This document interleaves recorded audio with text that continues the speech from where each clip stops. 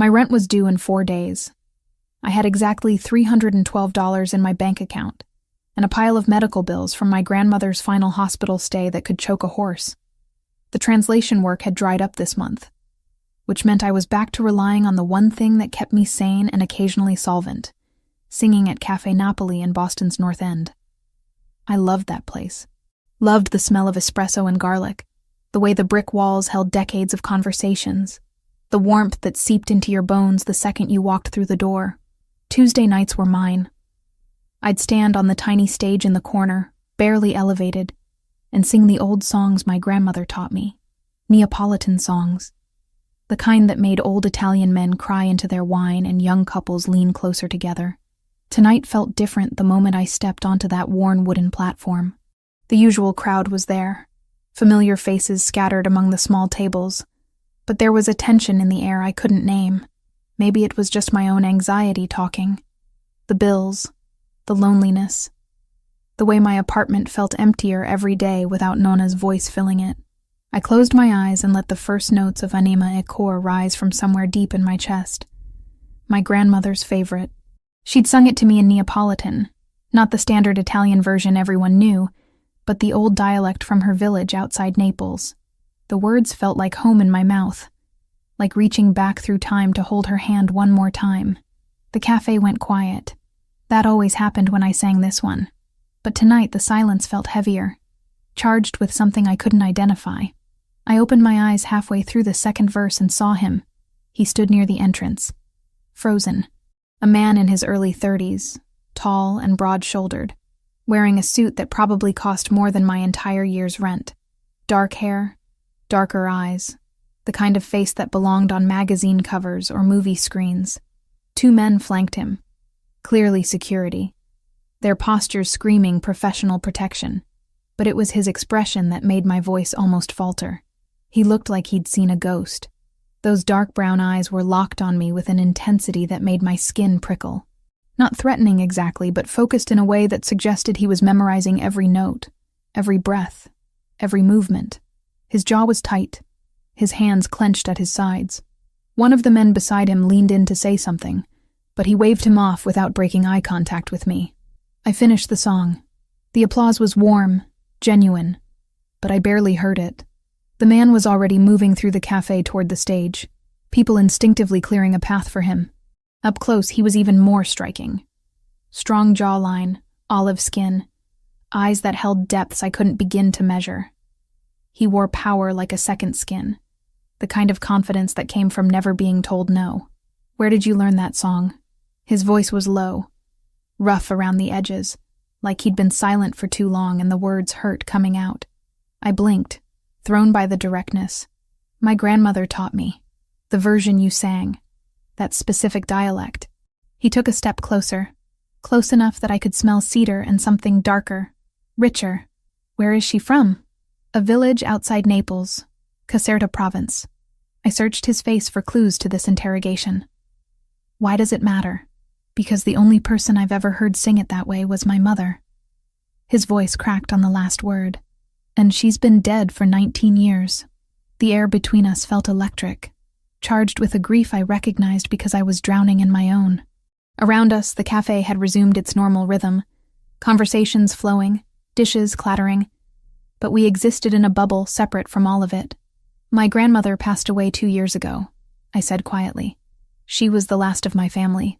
Something shifted in his expression, a softening that made him look younger, more vulnerable. "My mother died when I was 15. Cancer. Fast and brutal." He paused, seeming to gather himself. "My name is Christopher Vitale. Emily Carter." "Emily." He said my name like he was testing how it felt, how it tasted. "I need to ask you something, and I need you to hear me out before you say no." Every instinct I had screamed warning. Men who looked like him, who carried themselves with that kind of authority, who had security details, didn't just happen into small cafes. They brought complications, danger, the kind of trouble I couldn't afford. But those eyes, God, those eyes held the same hollow ache I saw in my own mirror every morning. "I'm listening," I said.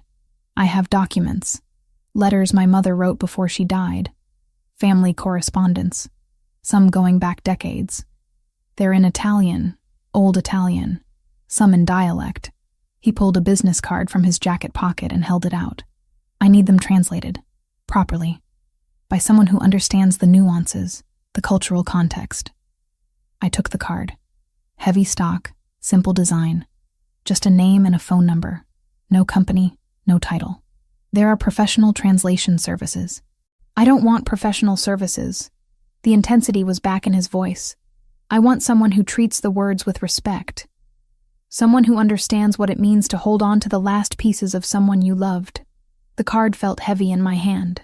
Everything logical told me to politely decline, to keep my life simple and uncomplicated. But logic didn't pay rent. Logic didn't fill the empty spaces grief carved out. How much are we talking? I asked. Document volume and payment. Several boxes of correspondence and personal papers. I'll pay you $200 an hour, with a minimum of 20 hours guaranteed. I nearly dropped the card. $4,000 minimum. That would cover rent for 2 months and make a significant dent in the medical bills. It was too much money, which meant there was a catch. Why so generous? Because it's worth it to me. His expression didn't change, didn't reveal anything beyond that simple statement. And because I think you're the right person for this. Will you consider it? I should have said no. Should have handed back the card and walked away from whatever complication he represented. Instead, I heard myself say, "When would you need me to start?" "Tomorrow, if possible. My office is in the financial district. I can send a car for you. I'll take the T." The subway was public, traceable, safe. A private car felt like crossing a line I wasn't ready for. The corner of his mouth lifted. Not quite a smile, but close. Fair enough. Is 10 in the morning acceptable? Yes. He produced his phone. Typed something quickly. I just sent you the address. Come to the main entrance. Tell security you're expected. My phone buzzed in my pocket. I didn't check it. Didn't want to break whatever strange spell this conversation existed under. I'll be there, I said. Christopher held my gaze for another long moment, and I felt that connection again.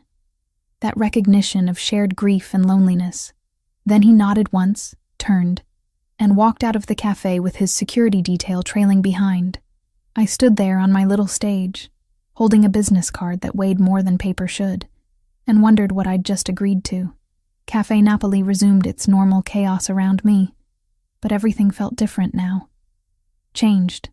Like a door had opened somewhere in my life, and I couldn't see yet whether it led to salvation or disaster. $4,000 minimum. My grandmother's dialect spoken by a stranger's dead mother. Dark eyes that saw too much and promised nothing. I tucked the card into my pocket and tried to ignore the feeling that I'd just stepped off a cliff without checking if there was ground below. Christopher's office wasn't what I expected. I'd imagined something cold and corporate, all glass and steel, but instead I found myself in a converted brownstone that managed to feel both historic and modern. Wood paneling, leather furniture, bookshelves filled with actual books instead of decorative nonsense. The receptionist led me to a second-floor room that had clearly been designed as a library.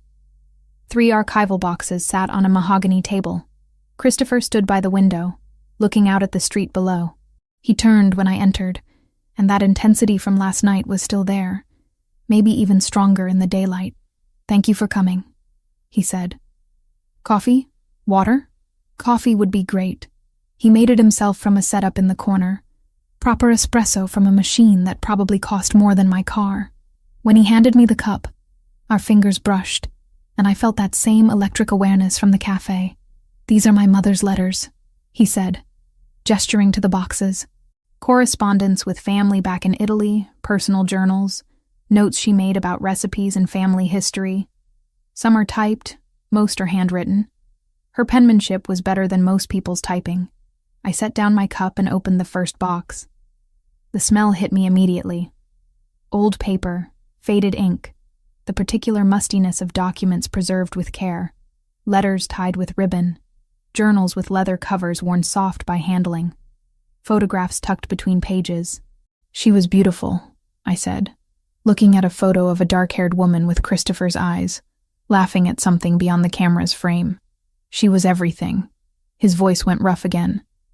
"Take your time with them. There's no rush, but there was.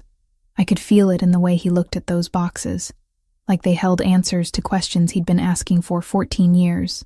I pulled out the first letter, dated from 30 years ago, and began to read. Maria Vitale's handwriting was elegant, flowing, full of personality. She wrote to her sister about life in America, about her young son, about the man she'd married. The affection in every word made my chest tight. "Your mother loved words," I said. "The way she describes things, it's almost poetic." Christopher moved closer, reading over my shoulder. "Read it to me?" "In English, but read it the way she would have said it." So I did.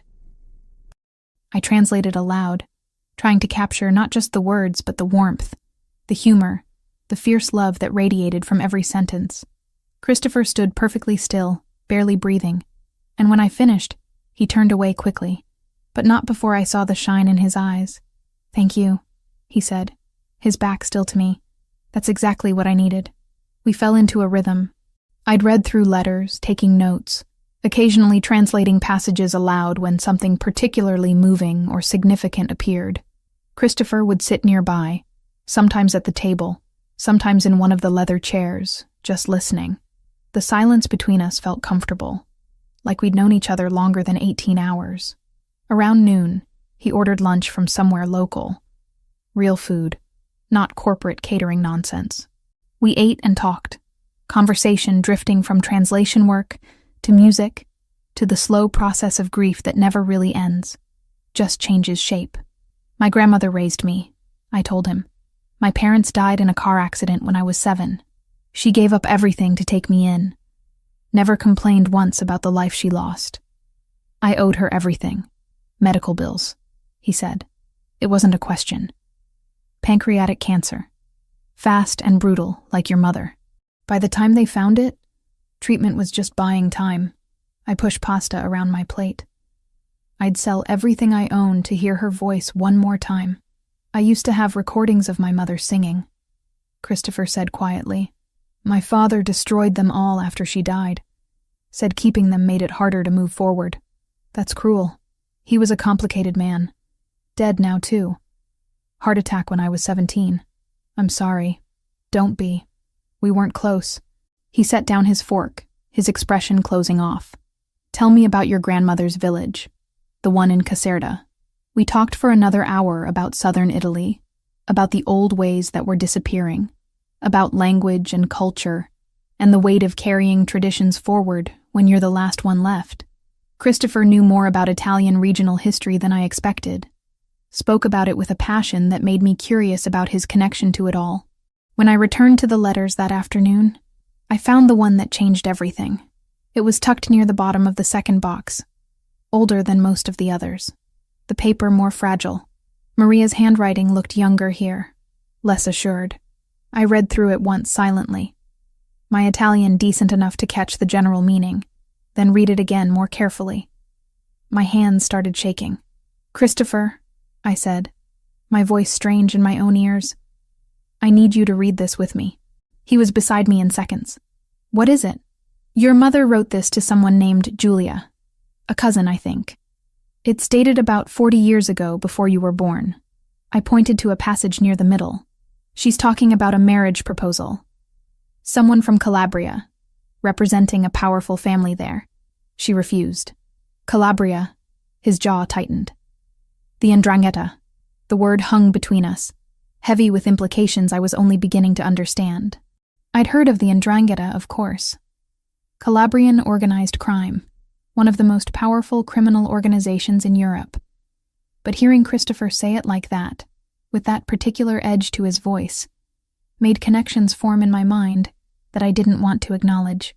"She says the family was angry about the refusal," I continued translating, forcing myself to focus on the words, "that they viewed it as an insult. She writes that she's afraid they won't forget, that they might come after her husband's family, after their business interests." Christopher took the letter from my hands, reading it himself.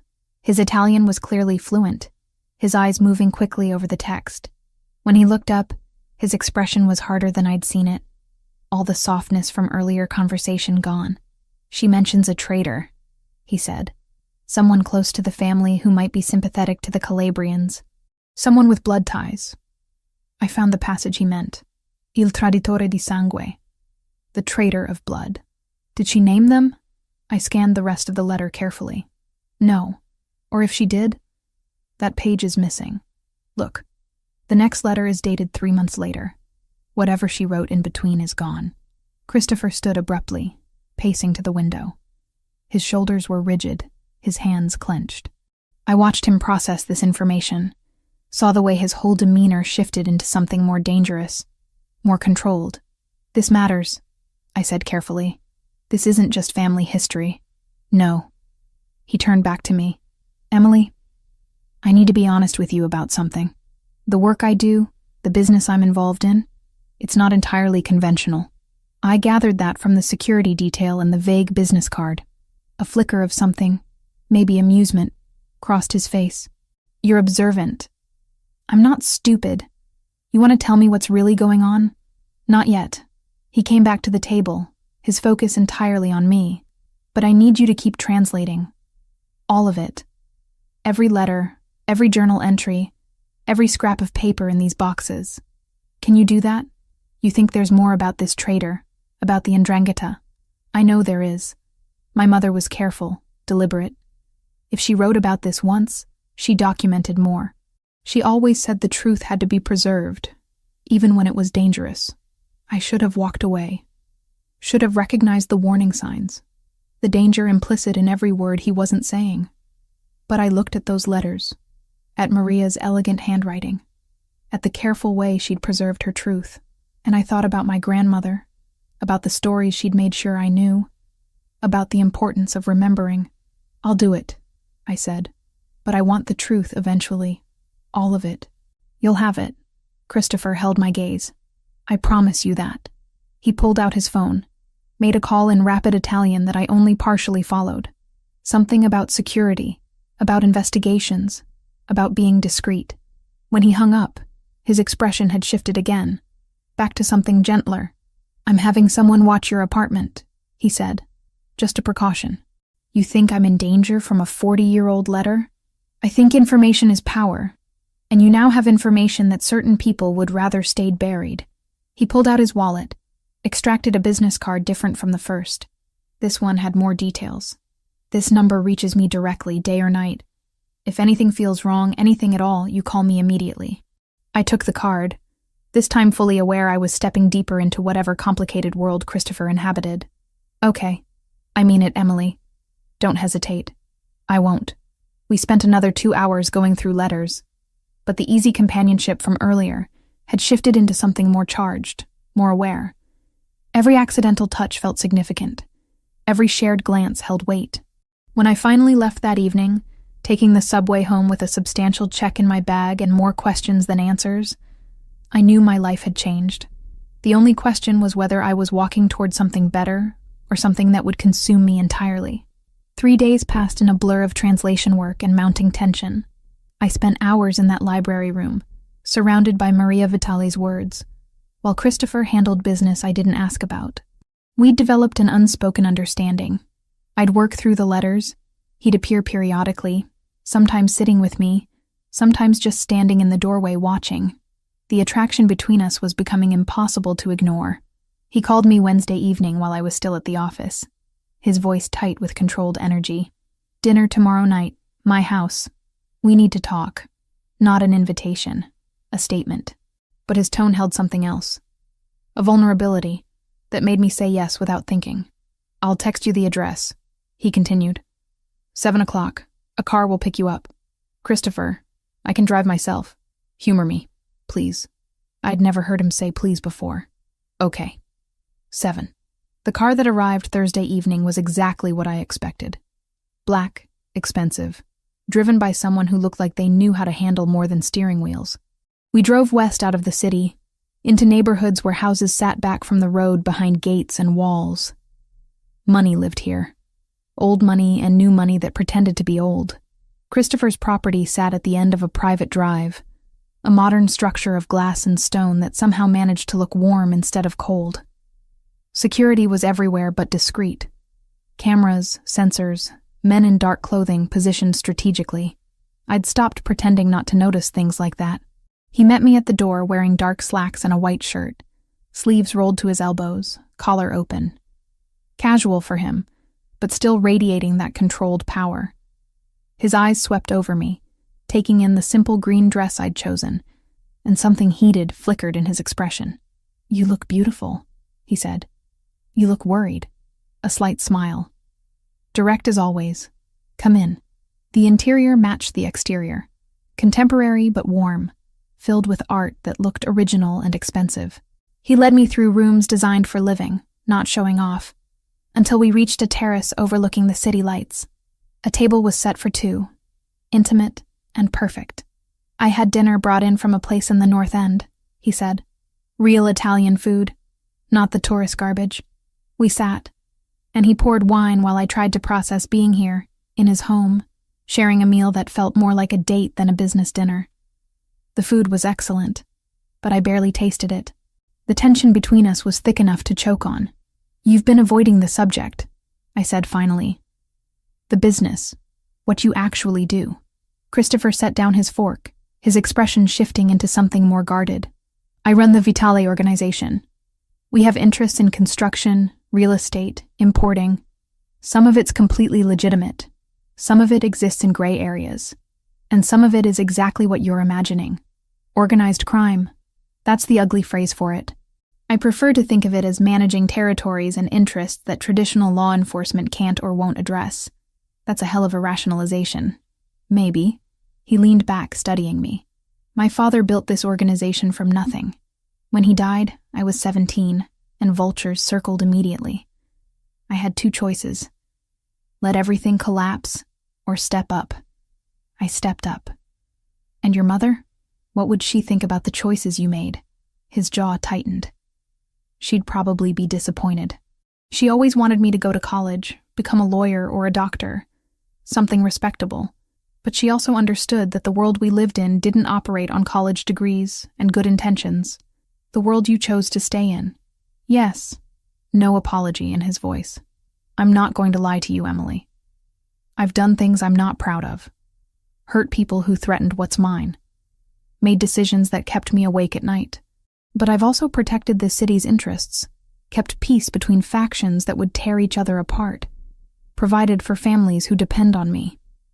I absorbed this, the confirmation of what I'd suspected since finding that letter. The Ndrangheta, they're here in Boston? They're everywhere. And they've been pushing into our territories through an alliance with the Cartel del Golfo out of Mexico. It's a strange partnership. European old guard and Mexican muscle, but it's effective." He poured more wine. "That letter you found, about my mother refusing the marriage proposal, that refusal created a blood insult. In their world, in this world, insults like that don't expire. You think they're coming after you now? I know they are. We've had skirmishes, territory disputes, shipments intercepted. Nothing I couldn't handle before, but the escalation pattern suggests they're building to something bigger." He held my gaze. "That traitor my mother mentioned? I think they got their inside connection eventually. Someone close to me who's been feeding them information." My stomach dropped. "That's why you need the letters translated. You're looking for clues about who it might be." "Yes." My mother was careful, observant. If she suspected someone specific, if she had concerns about anyone in my father's organization, she would have documented it. Those letters are the only record left.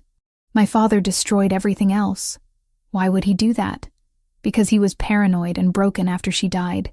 He convinced himself that her concerns, her warnings, had somehow caused her cancer. Magical thinking born from grief. Christopher's voice went rough. I barely remember those last few years with him. He was physically present but emotionally gone. We sat in silence for a moment, the city lights spreading below us like scattered diamonds. I thought about Maria's elegant handwriting, the care she'd taken to preserve her observations, the love that radiated from every word she'd written about her son. "I'll keep translating," I said. "All of it, until we find what you need. Emily, you need to understand what you're agreeing to. If the Ndrangheta or the cartel discover you're helping me, discover you have information they want, they won't hesitate to come after you. You said you'd protect me. I will, with everything I have. But protection isn't the same as safety. I stood, walked to the terrace railing. Boston sprawled before me, beautiful and indifferent to the complications of my life. Behind me, I heard Christopher move, felt him approach until he was standing close enough that I could feel his body heat. Why me? I asked without turning. There are professional translators, people with security clearances and experience with sensitive material. Why offer this to someone you met in a cafe? Because you understood the song. Because when you translated my mother's letters, you treated them like they mattered. Because when you look at me, you see a person, not a threat or an opportunity. His hand touched my shoulder. Gentle. And because from the moment I heard you sing, something in me recognized something in you. I turned to face him. We were inches apart, close enough that I could see the gold flecks in his dark eyes, the small scar above his left eyebrow, the way his pulse beat at his throat. This is a terrible idea, I whispered. Probably the worst I've ever had. I should walk away. Go back to my small, safe, boring life. You should. His hand came up to cup my face, thumb brushing my cheekbone. But you won't. You sound certain. I am. Because you're as drawn to this as I am. Whatever this is. He was right, and we both knew it. The attraction had been there from the first moment, immediate and undeniable. But it was more than physical. It was recognition, connection, the meeting of two people who understood loss and loneliness and the desperate need to matter to someone. When he kissed me, it felt inevitable. His lips were firm, demanding, but there was tenderness underneath the hunger. I responded without thinking, hands fisting in his shirt, pulling him closer. The kiss deepened, became something urgent and consuming. We barely made it inside. Clothes shed between kisses, hands exploring, learning. His bedroom was as carefully designed as the rest of the house. But I barely noticed. All I could focus on was him. The way he touched me like I was precious and necessary. The way he whispered my name like a prayer. Afterward, we lay tangled together. His arm around me, my head on his chest. I could hear his heartbeat, strong and steady. Feel the rise and fall of his breathing. Stay tonight, he said into the darkness. Please. I should have said no. Should have maintained boundaries. Kept this professional. Instead, I pressed closer and said, okay. His arm tightened around me, and I felt him relax in a way I suspected he rarely allowed himself. Outside, security patrolled and cameras watched. Inside, for this moment, we were just two people who'd found something unexpected and necessary in each other. Tomorrow would bring complications, questions about what this meant, what I was becoming by choosing to stay in his world. But tonight, held in the arms of a man who saw me completely and wanted me anyway, I let myself just be. The next 3 weeks became a careful dance between my old life and the new one I was building with Christopher. I still sang at Cafe Napoli on Tuesday nights, still paid my bills from my own account, still maintained the illusion of independence. But I spent most days at his office, surrounded by Maria's letters, searching for patterns in words written decades ago. Christopher gave me space to work but checked in regularly. Sometimes he'd bring coffee. Sometimes he'd sit and listen while I translated passages aloud. Sometimes he'd just stand in the doorway watching me with an intensity that made my skin warm. Whatever was building between us felt inevitable and terrifying in equal measure. I worked systematically, organizing the letters chronologically, cross-referencing names and events, building a timeline of Maria's concerns. She'd been worried about someone specific. That much was clear. References appeared in multiple letters, always carefully coded, never explicit enough to be obvious.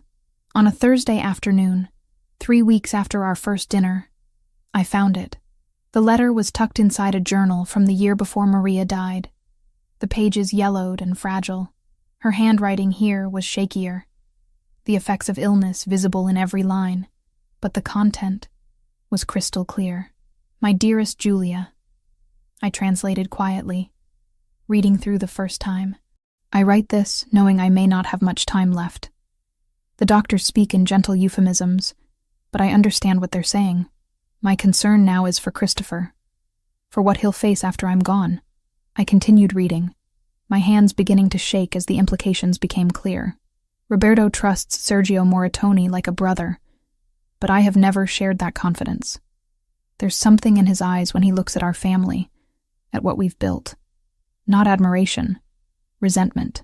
I've tried to tell Roberto about my concerns, about the way Sergio asks questions that seem innocent, but probe too deeply into our defensive arrangements, our financial structures. But Roberto says I'm seeing shadows where there are none. I stopped, read the passage again to make sure I understood correctly. Sergio Moratoni, Franco's father, the man who'd been Roberto Vitale's right hand for decades. I discovered something last month that confirmed my fears. The letter continued. Sergio's mother was from Calabria, from a village with known connections to the 'Ndrangheta. He's hidden this connection, claimed his mother was from Sicily instead. I don't know if he's actively working with them, or simply maintaining ties as insurance, but either way, he's dangerous. If something happens to Roberto, if Christopher inherits the organization while still young, Sergio will be positioned to manipulate him, to slowly hand over everything to our enemies. The letter went on, detailing specific concerns, dates when Sergio had acted suspiciously, conversations Maria had overheard. It was meticulous, damning, and absolutely terrifying, because if she'd been right about the father, what did that mean about the son? I pulled out my phone with shaking hands and texted Christopher. Need you in the library, now, found something important. He appeared within 2 minutes, clearly reading the urgency in my message. What is it? I handed him the letter, watched his face as he read through it. His expression didn't change, but I saw the way his jaw tightened, the way his knuckles went white gripping the paper. Sergio Moratoni, he said finally, his voice flat and cold. Franco's father. He died 8 years ago. Heart attack. Or what was made to look like one. My father always said it was natural. Sudden but not unexpected given Sergio's health. Christopher set down the letter carefully. Franco took over his position. My father trusted him completely. And when I stepped up after Dad died, Franco was one of the first to pledge loyalty. And you believed him because his father had been loyal to yours. Because he grew up with me. We trained together, learned the business together. He's the closest thing I have to a brother. Christopher's voice cracked slightly on the last word. Are you telling me he's been working with the 'Ndrangheta this entire time? I'm telling you what your mother believed about his father. Whether that extended to Franco, whether he's continued any relationship with Calabrian interests, that's something we need to find out.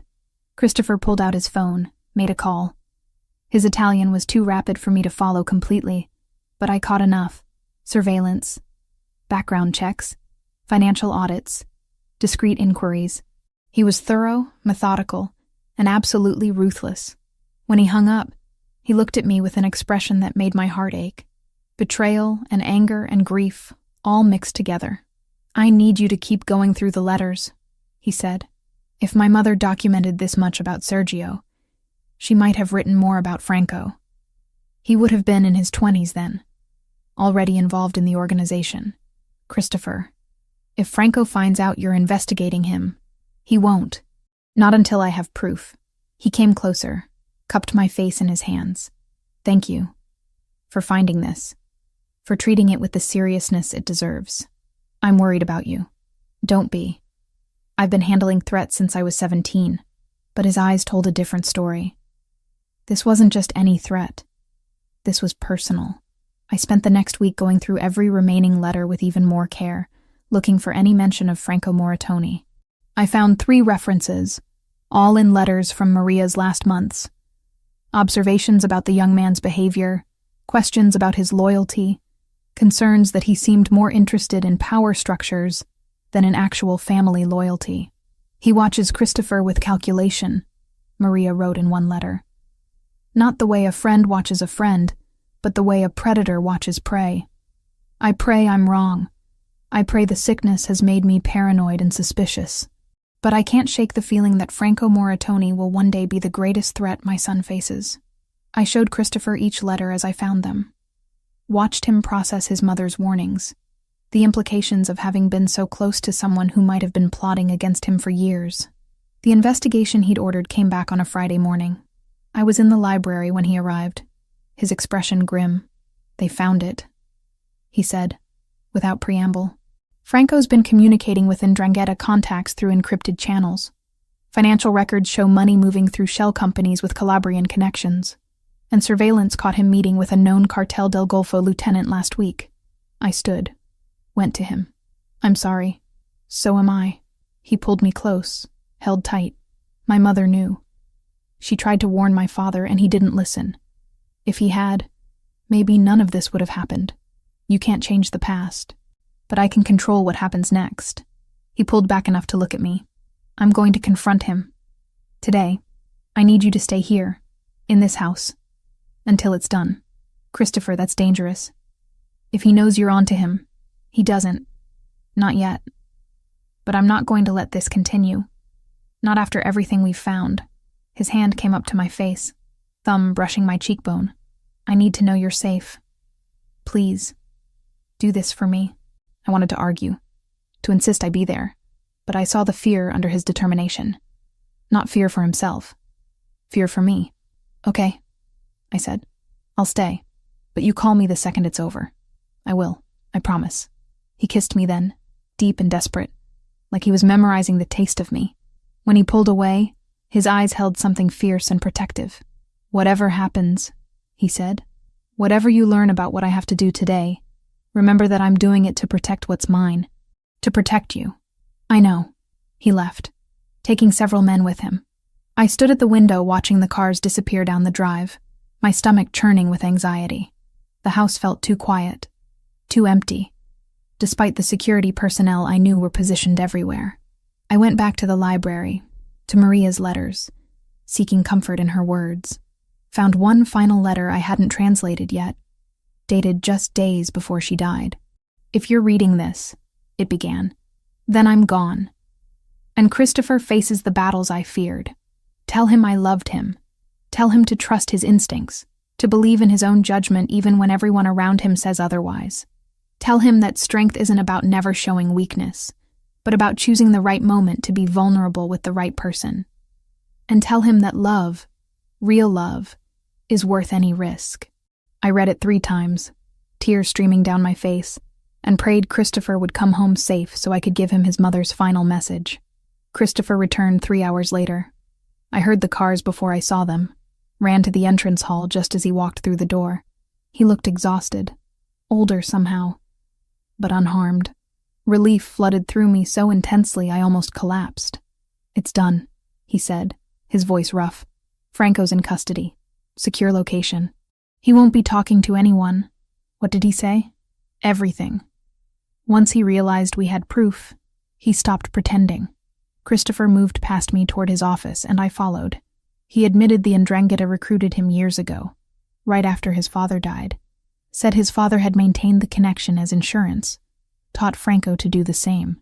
When my father died and I took over at 17, Franco saw an opportunity to take everything, to deliver it to the Calabrians in exchange for his own territory. A kingdom carved from my organization's corpse.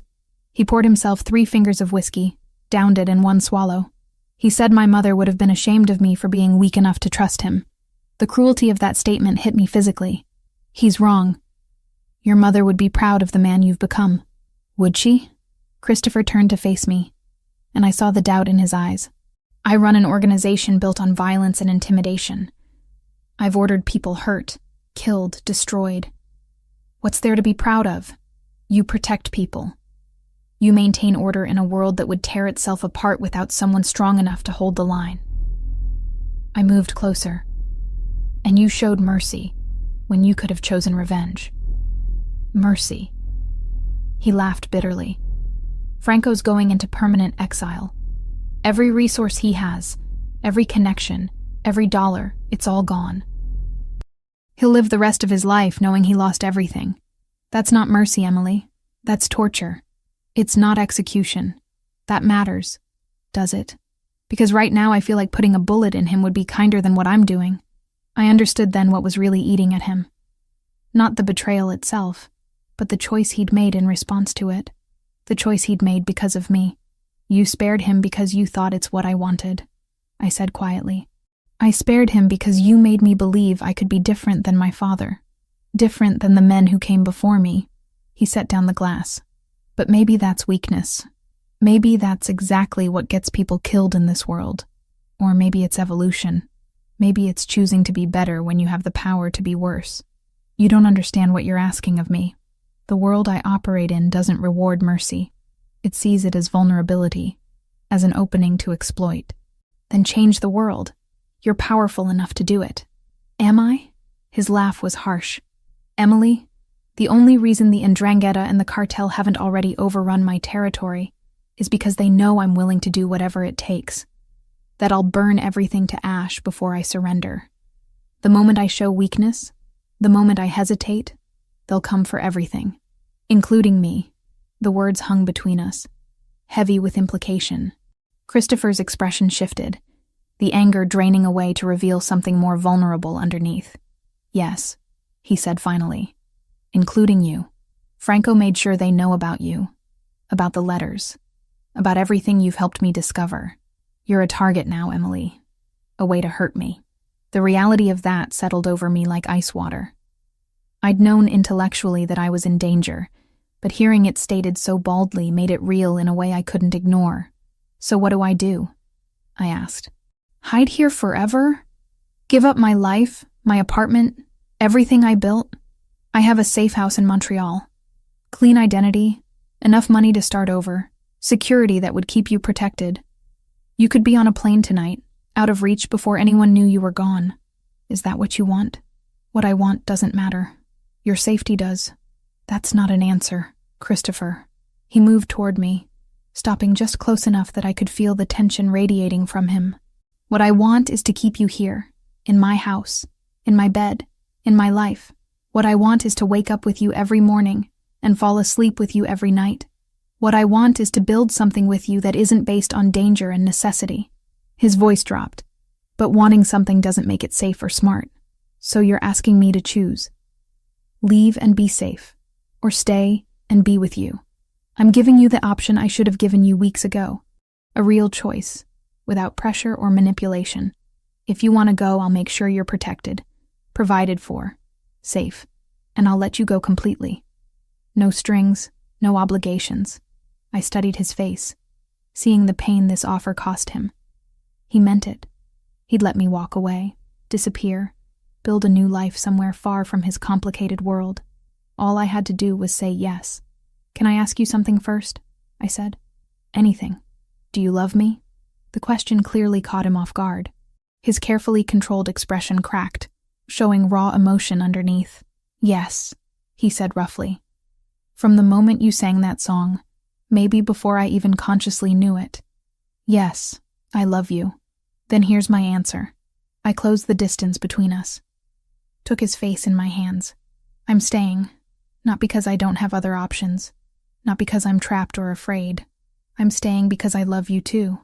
And I choose this. I choose you, Christopher. Whatever that means. Whatever it costs. Emily, you need to understand what you're agreeing to. This isn't a fairy tale. There's no guarantee of a happy ending. I don't need guarantees. I need honesty. I need you to include me in decisions that affect my life. I need you to stop trying to protect me from the truth of your world and trust me enough to be a real partner in it. A partner. Yes, not a possession to be guarded.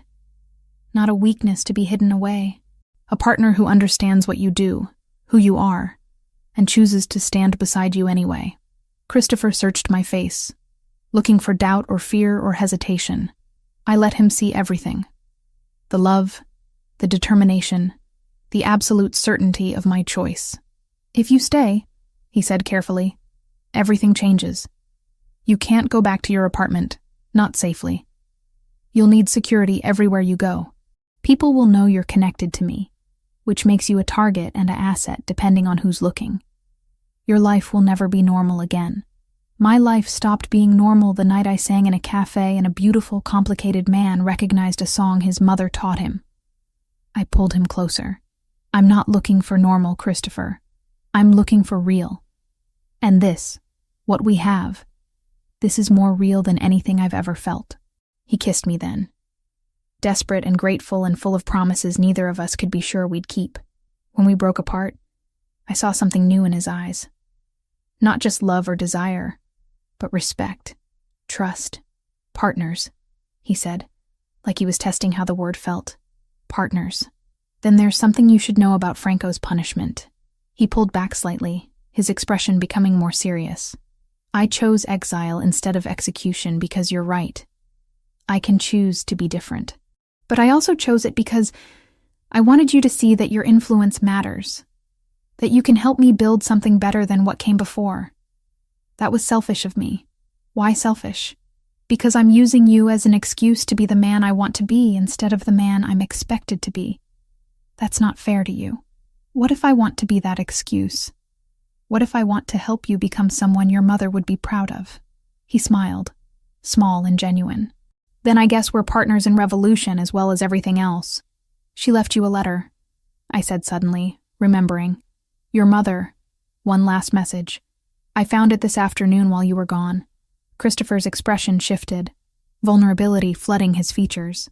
What did it say? That she loved you.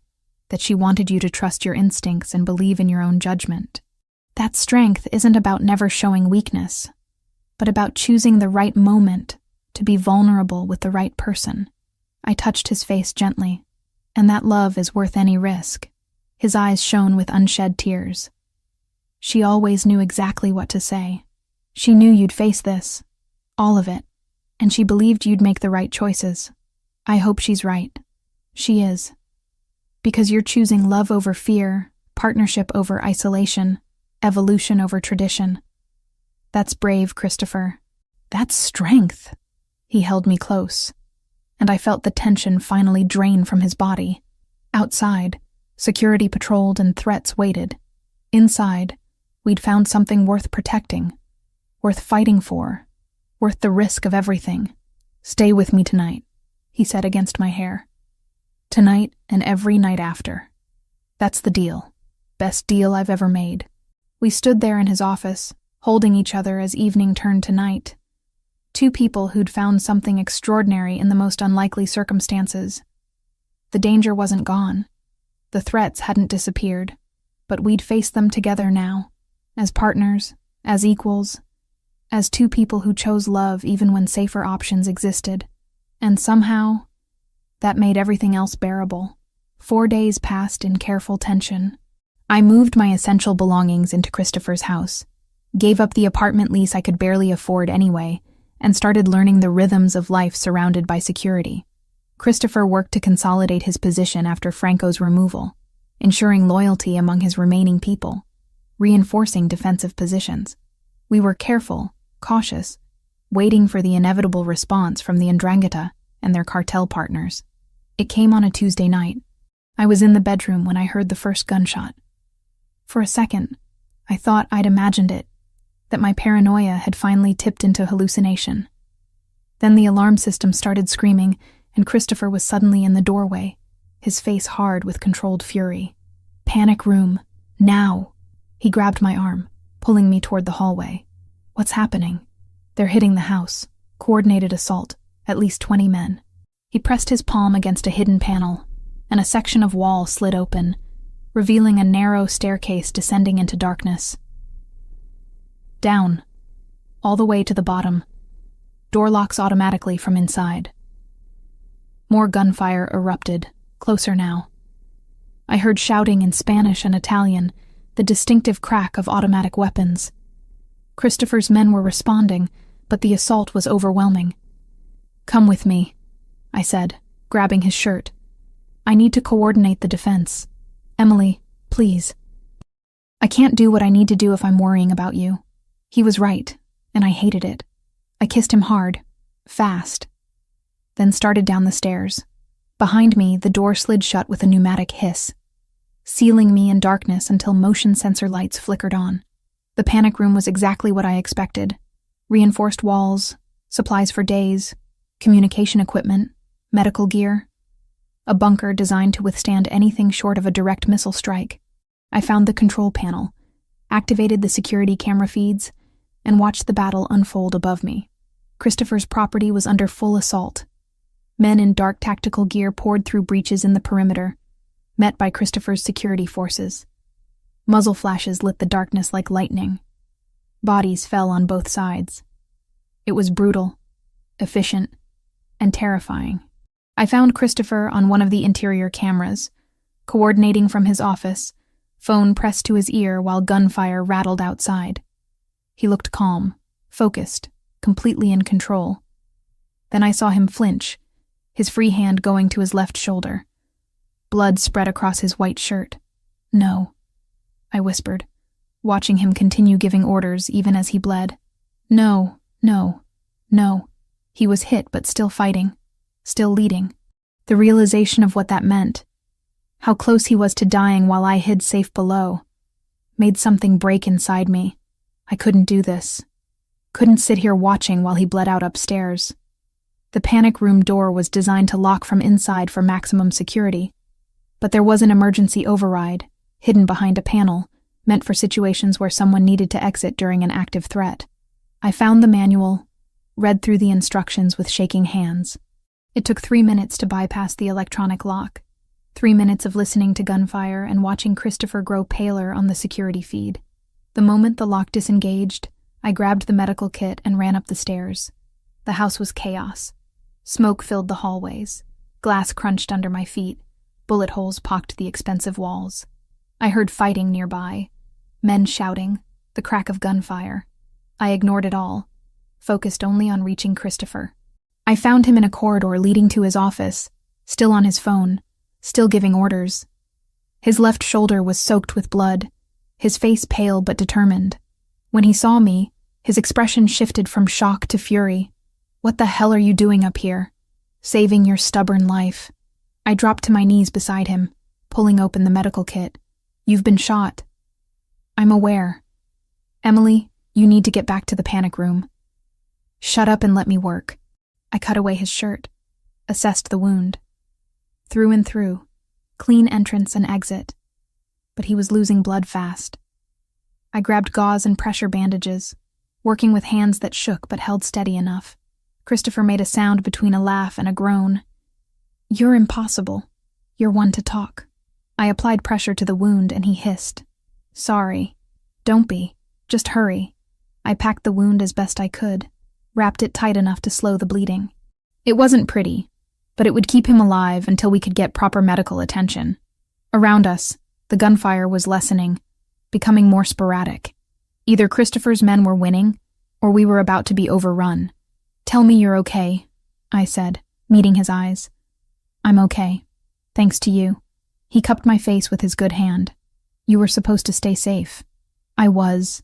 But then I watched you bleeding on camera and realized safe doesn't mean anything if you're not there."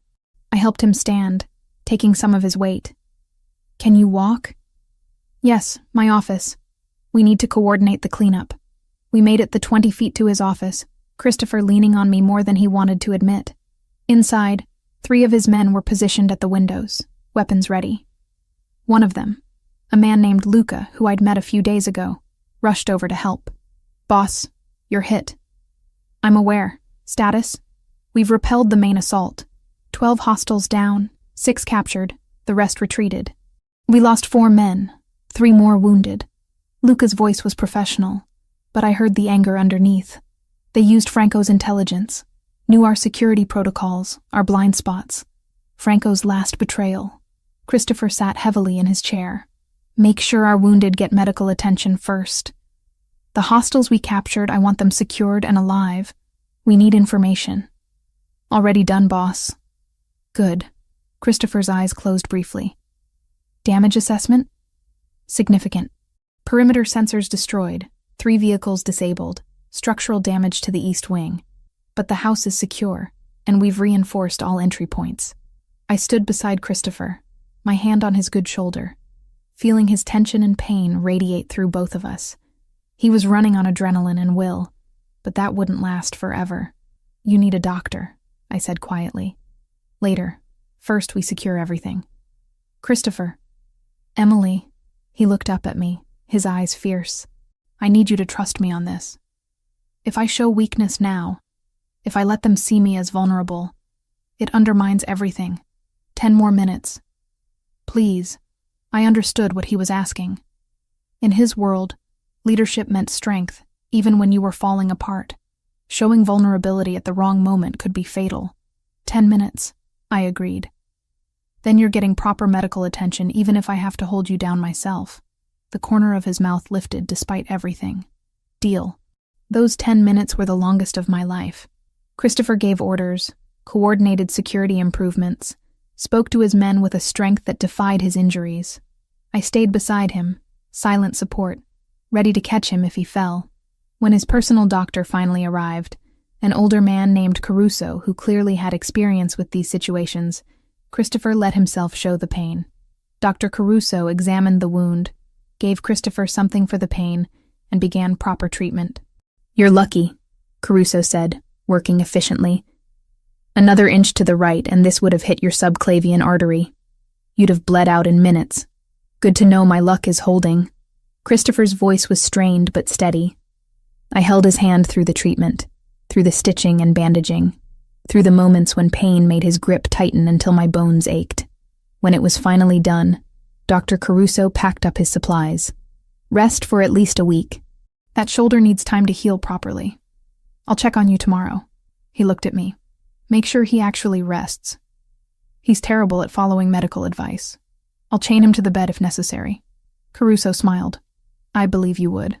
After he left, after Luca reported that everything was secured and guards were in place, after all the immediate crisis had passed, Christopher finally let himself collapse. Not physically, not where his men could see, but emotionally. The weight of the attack, the losses, the close call, it all crashed down at once. I held him while he processed it. This strong, dangerous man who'd just fought off an army but couldn't fight off the human need to feel and grieve. We sat in his office surrounded by the evidence of violence, holding each other while the house settled into wary silence. They'll come again, he said finally. This was just the opening move. I know. You should have stayed in the panic room. You could have been killed. So could you. I made my choice, Christopher. I'm not going to hide while you bleed. I'm starting to understand that. He pulled back enough to look at me, and I saw something new in his expression. Not just love or desire, but genuine partnership. Recognition that I wasn't going to be protected or sheltered, but would stand beside him through whatever came. You're terrifying, you know that? Says the man who just fought off 20 armed men with a gunshot wound. That's different. That's my job. This is mine. Taking care of you. Making sure you survive long enough to build the life you deserve. He kissed me softly, carefully, his good arm pulling me close. Our life. The one we're building together. Yes, our life. Outside, dawn was beginning to break, painting the damaged grounds in shades of gray and gold. We'd survived the first real test, but more would come. The 'Ndrangheta and the cartel wouldn't stop with one failed assault. They'd regroup, plan, come at us from different angles, but we'd face it together, partners in every sense, stronger together than apart. And somehow, despite the violence and danger and uncertainty, that felt like enough. Christopher was a terrible patient. Dr. Caruso had ordered rest, but by the second day, Christopher was back at work, coordinating repairs and reinforcing security from his bedroom when I physically prevented him from going downstairs. By day 3, I'd given up trying to keep him still, and instead focused on making sure he didn't tear his stitches. That's when I realized something had shifted.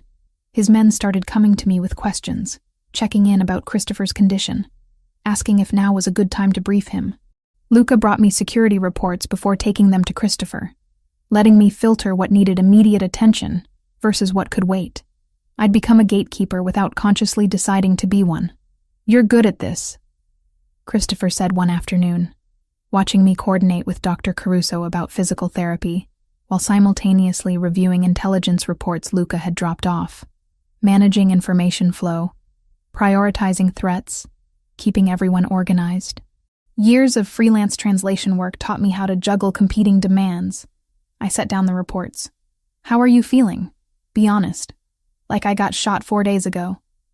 He flexed his shoulder experimentally, winced. But improving.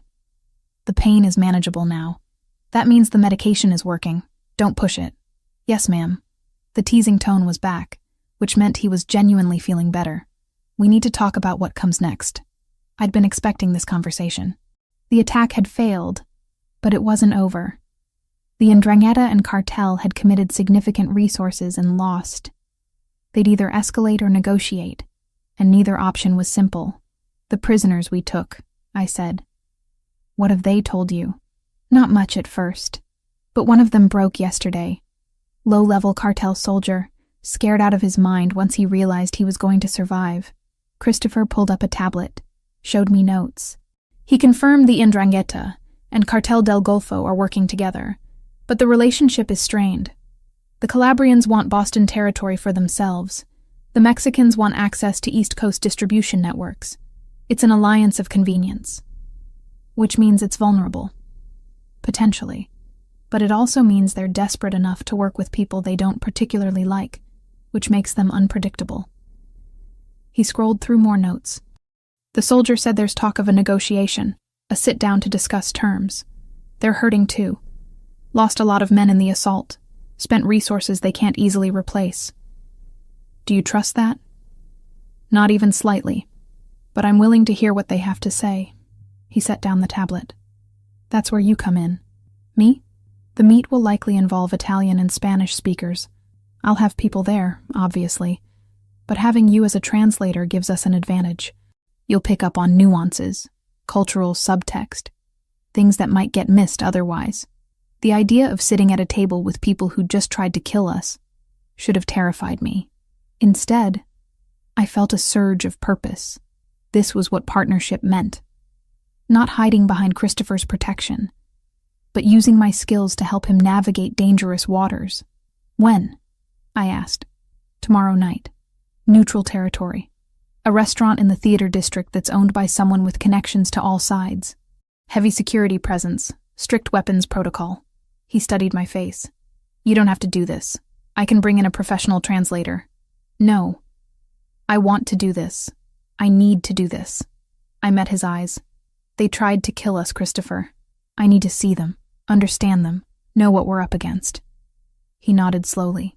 Then we do it together. The next evening, I dressed carefully. Professional but not submissive. Elegant but not flashy. Christopher wore a dark suit that concealed the bandaging on his shoulder. Moved with only the slightest stiffness to suggest injury. We looked like exactly what we were. People who'd survived an assassination attempt and came back stronger. The restaurant was beautiful in a way that felt deliberately neutral. Italian design, Mexican art, ambiance that could accommodate either culture without favoring one. We were led to a private room in the back where security had already been established. Christopher's men flanked the doors, matching numbers from the other sides. 2 men waited at the table. The first was older, maybe 60, with the weathered face and calculating eyes of someone who'd survived decades in a brutal business. He wore an expensive suit and an expression that gave nothing away. The second was younger, early 40s, built like he spent serious time in a gym, with tattoos visible at his collar and wrists. Christopher Vitale, the older man said in Italian, his accent pure Calabrian. Thank you for agreeing to meet. Giovanni Fontanelli, Christopher replied in the same language. Your reputation precedes you, as does yours. Fontanelli gestured to the younger man. This is Luis Ricchetti, representing the interests of our Mexican partners. Ms. Carter, Ricchetti said, his English accented but fluent. We understand you're Christopher's translator. Also his companion. Interesting combination. I'm capable of being both, I said evenly. Clearly. You survived our assault. Impressive. Your assault failed, Christopher said, switching to English for Ricchetti's benefit. Let's be clear about that before we discuss anything else. You came at us with overwhelming force and were repelled. You lost 12 men. We lost 4. The math isn't in your favor. Fontanelli smiled thinly. Which is why we're here discussing peace, rather than preparing for another assault. We underestimated your defensive capabilities, Christopher. That won't happen again. Is that a threat or an admission? Both. Fontanelli leaned back in his chair. Here's the situation. We want access to Boston's port operations and distribution networks. You want to maintain control of your territory. These goals are mutually exclusive unless we find accommodation. Accommodation implies compromise. What are you offering? Richetti pulled out a tablet, brought up a map of Boston and surrounding areas. We propose a division. North End remains yours, completely. Financial district, yours. West Side territories, shared operations with profit splits. South Boston and dock access. Joint management with oversight committees. I translated the Italian portions for Christopher, as Fontanelli added details, watching both men carefully. Fontanelli was confident, controlled, playing this like a business negotiation. Richetti was harder to read, more aggressive in his body language, but deferring to the older man on strategy. You're asking for a third of my territory and half my port operations, Christopher said. In exchange for what? Not killing me? That's not a deal, that's extortion. In exchange for peace, Fontanelli corrected. And for information about other interested parties. You're not the only one dealing with expansion pressures, Christopher. The Yakuza Yamaguchi-gumi have been making inquiries about East Coast operations. The triads have similar interests.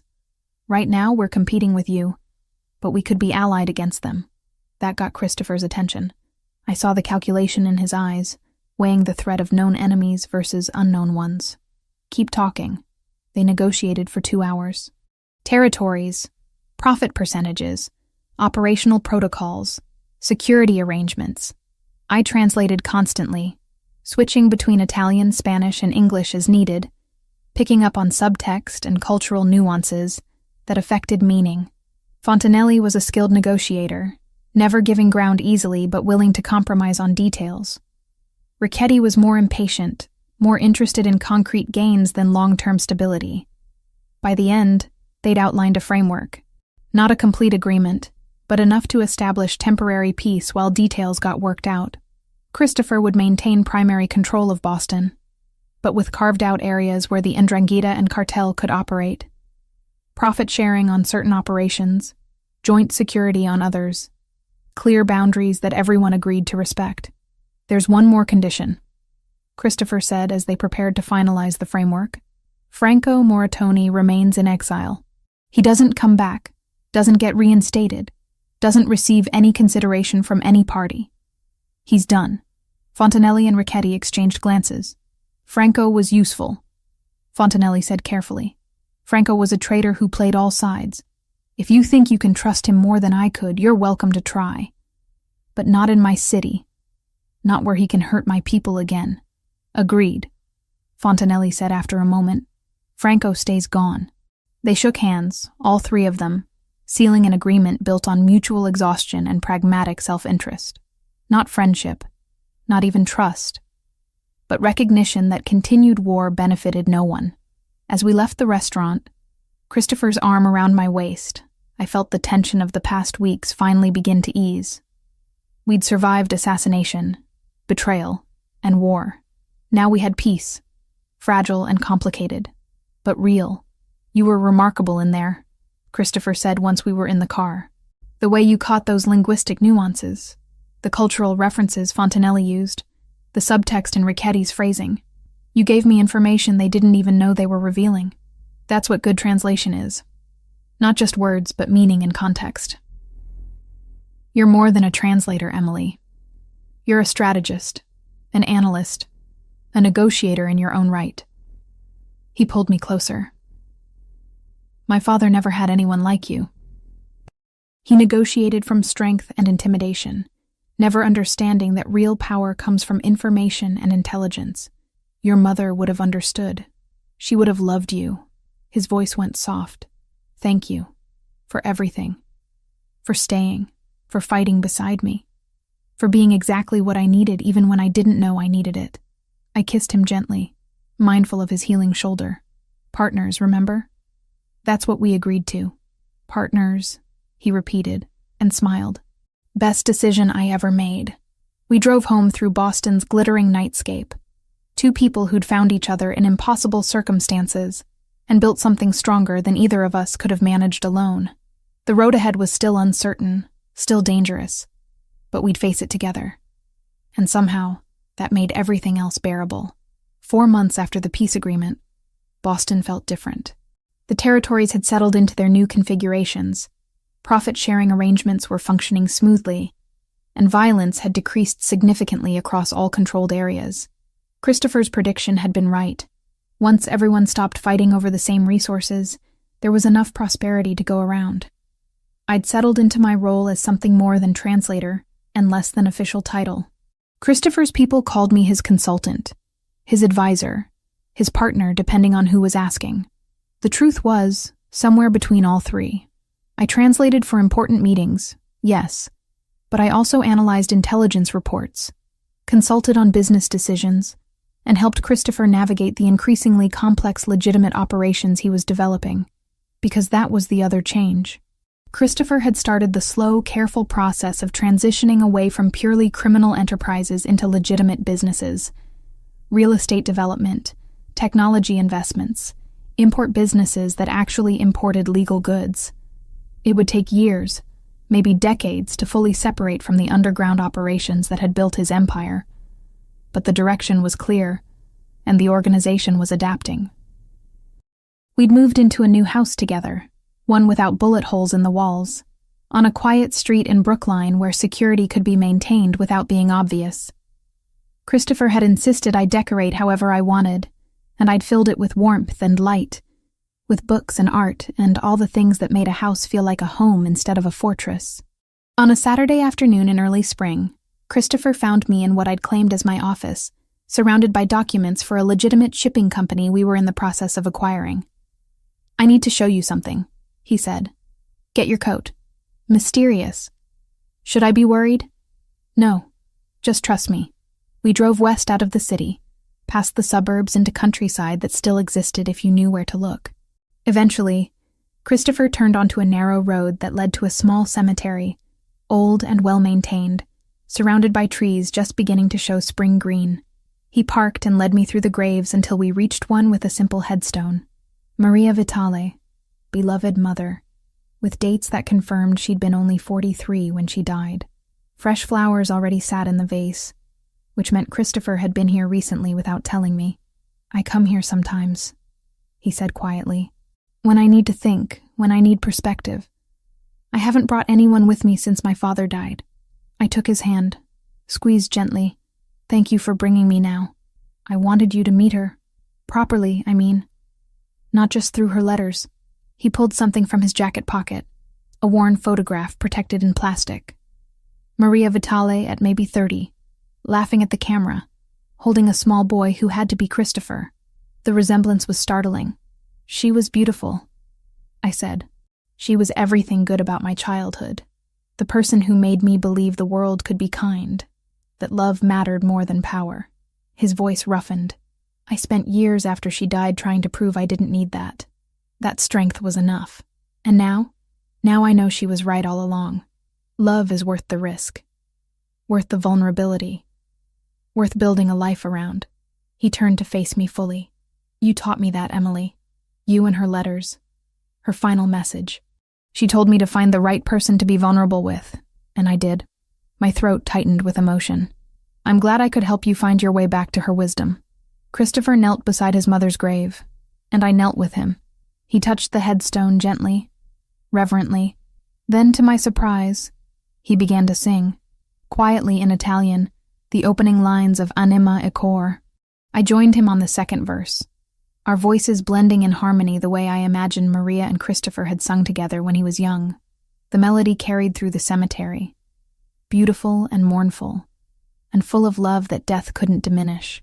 When we finished, Christopher had tears on his face. He didn't bother wiping them away. "She would have adored you, would have adopted you immediately, insisted you call her mama, fed you constantly, and interrogated me about when I was going to make an honest woman of you." I laughed through my own tears. "Would she approve of your business transformation?" "Probably. She always wanted me to do something legitimate, though she'd point out that I'm moving too slowly, that I should commit fully to leaving the old life behind." He stood, helped me up. "She'd be right about that too. You're doing what you can, as fast as you can do it safely. That's enough. Is it enough for you?" The question was serious, vulnerable. "I know what you gave up to be with me. The simple life, the safety, the normalcy. I want to make sure you're not regretting it." Christopher Vitale, are you having doubts about us? About us? Never. About whether I'm worthy of you? Every single day. I cupped his face in my hands, made him look at me directly. You're worthy. Not because you're perfect, but because you're trying. Because you choose to be better every day. Because you let me stand beside you as an equal instead of putting me on a pedestal or in a cage. That's what makes you worthy. He kissed me then, soft and deep, in front of his mother's grave with spring sunshine filtering through the trees. When we broke apart, he reached into his pocket again and pulled out a small box. My heart stopped. I've been carrying this for a month, he said, opening it to reveal a ring. Simple, elegant, a single diamond set in platinum, trying to find the right moment, the right words, trying to figure out how to ask you to permanently tie yourself to a life that's complicated and dangerous, and not what you planned. Christopher. But then I realized I was overthinking it. The right moment is here, with my mother as witness. The right words are simple. He took my hand. Emily Carter, will you marry me? Will you build this messy, complicated, beautiful life with me?